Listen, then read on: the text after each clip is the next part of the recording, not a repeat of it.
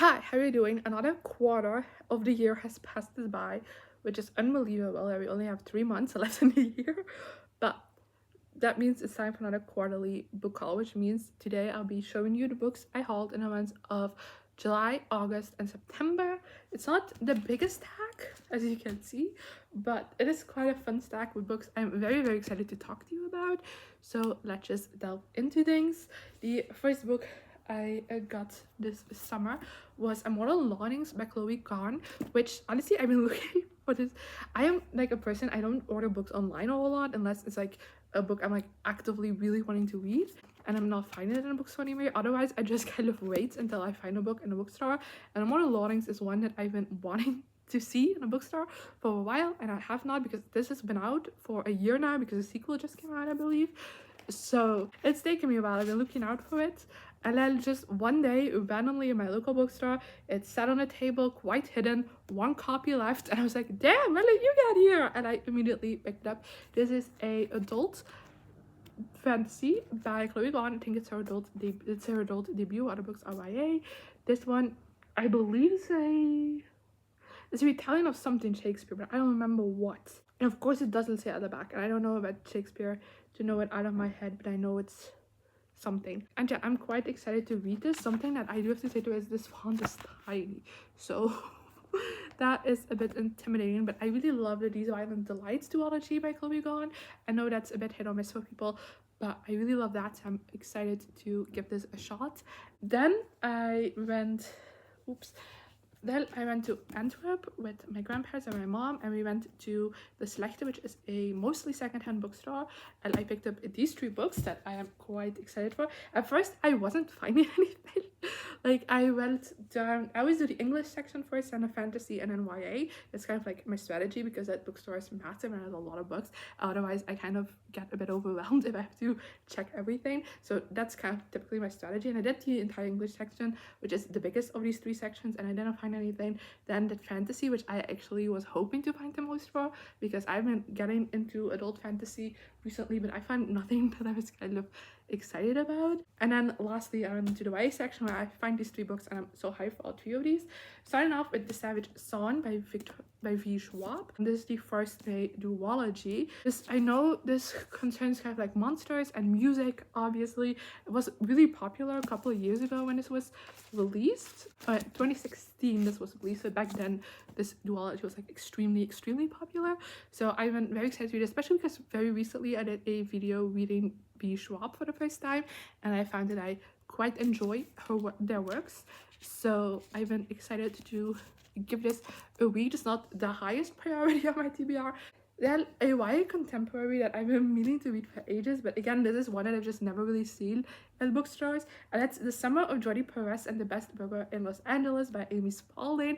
I remember when this was like one of the only sapphic books you could get that would get recommended on BookTube. Like it was so rare to see sapphic books get recommended. This came out in 2018 though, so like that seems pretty late for that, but this was just recommended a whole lot. I have read one of Amy Spalding's adult romances, because since then she has also very recently she's been writing more adult romances, and I had mixed feelings on that, but I didn't think it was that bad. But this is just one that I've seen recommended so many times. I've just been wanting to read for so long.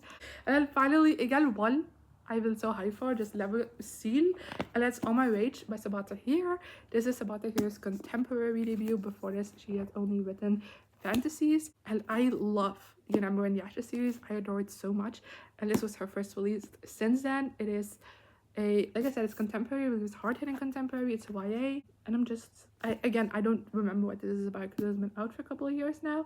So yeah, I'm so excited to give this a read. And the next 2 books are ones that I have been eyeing for a while. Actually, one I've been eyeing for a while. The other one has just been released, but they kind of belong together. And I've been going back and forth on it, and then I just decided to write the bullet. And that's the 2 Milo books. Starting off with Milo, de Kleine Keizerin by Hetty van Aert. This one has been out for like a year now, I would say. Not a year. It's been, I was just like the beginning of the year, it's been out for like a little bit, but I've been very hesitant to read it because it's, you can see it's ages 11 and up, so that's like pretty young for my taste. So I didn't know if this was really gonna be my thing. Hattie Anna is also a children's author that I read a lot when I was a kid, so you know, I felt a bit hesitant about it. But I love Milo, I love the show. I don't know why they decided to write such a young book for it, but this was, I read this, I did a whole video on my second channel, but it's a fine enough kids book. I don't really like it as a Milo book because it is not just like an episode rewritten as books like movie TV show tie-ins were when I was a kid. It's with just episodes written down. This one is like an original story, and I feel like it just is not at all related to the show. It doesn't really fit in anywhere. The characters act so out of character, and it generally feels like fanfic written by someone who actually has never seen the show. So I don't know, this was an odd read. But Het Oog van de Storm by Saskia Martens, this one is written for more of a YA audience, I would say. And this one I enjoyed much more. Again, I read this, made a video for this on my second channel, and this just feels much more accurate to the show. Like I generally can picture everything that happened in this so clearly, and as a Milo fan, this was just so much fun to read. And then my local bookstore was doing a like buy two and like you get a percentage off. I don't remember the exact deal anymore, but they did like a deal for books in English, so I picked some up because if you don't know, I'm from Belgium, from the Flemish part, so most of the books are in Dutch, but I buy both. But for some reason, besides these two, which are only in Dutch obviously because it's on a Flemish show, everything is in English. I'm sorry, but because they had a deal, I kind of passed that by, and I got two books I've been eyeing for a while. The first one being A Tempest of Tea by Hafsa Faisal, which is just, it's a YA fantasy, historical fantasy, I also believe, that I've just heard so many great things about, especially because I've also heard great things about this author's other books, We Hunt the Flame and We Feed the Stars, that duology.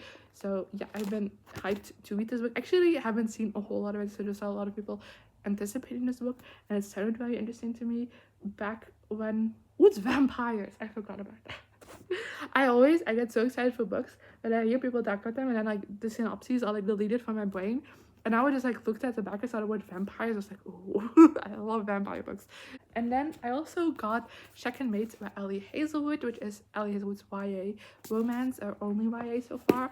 And I originally got a Galley of the Swing Galley, and I read it then. I gave it 5 out of 5 stars, absolutely adored it. And I have been wanting to get myself a copy because I really love Ellie Hazelwood.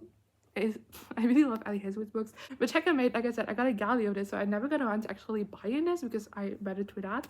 And because I loved it, it felt wrong to not have this in my Ellie Hazelwood collection. But also, it's sometimes really hard to convince myself to spend money on a book I have already read, and there's so many other books that I still want to read. But again, because it was in like this little deal, and also because there was just like nothing else that was on offer that I wanted, and you needed to buy books to get the deal, I was like, it doesn't hurt to get this book.